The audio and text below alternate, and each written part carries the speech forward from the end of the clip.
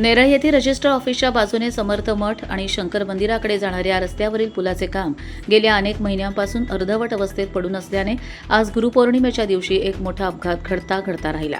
सुदैवाने या घटनेत जीवितहानी टळली असली तरी प्रशासनाचा ढिसाळ कारभार आणि ठेकेदाराचा निष्काळजीपणा यामुळे नेरळकर नागरिकांमध्ये प्रचंड संतापाची लाट पसरली आहे। गुरुपौर्णिमेनिमित्त नेरळ येथील समर्थ मठाकडे जाणाऱ्या भाविकांची आणि नागरिकांची मोठी वर्दळ होती। या दरम्यान पुलाचे काम अपूर्ण व संरक्षण भिंत किंवा सुरक्षेची कोणतीही उपाययोजना नसल्याने एका चारचाकी वाहनाचे चाक रस्त्यावरून थेट नाल्याच्या कडेला घसरले।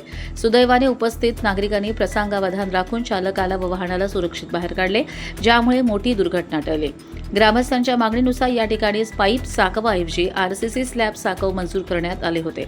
या कामासाठी वाढीव निधी उपलब्ध करून देण्याबाबत आमदार महेंद्र थोरवे यांनी रायगड जिल्हा परिषदेचे मुख्य कार्यकारी अधिकारी आणि बांधकाम विभागाला 26 मार्च 2025 आणि 19 एप्रिल 2026 रोजी पत्र पाठवले होते।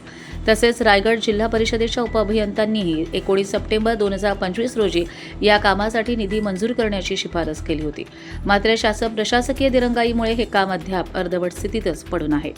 दरम्यान संबंधित ठेकेदाराला किंवा प्रशासनाला तात्काळ हे अपूर्ण काम पूर्ण करण्याचे आदेश दिले जावेत। नागरिकांच्या जीवाशी खेळणाऱ्या निष्काळजी ठेकेदारावर त्वरित कडक कारवाई करण्यात यावी।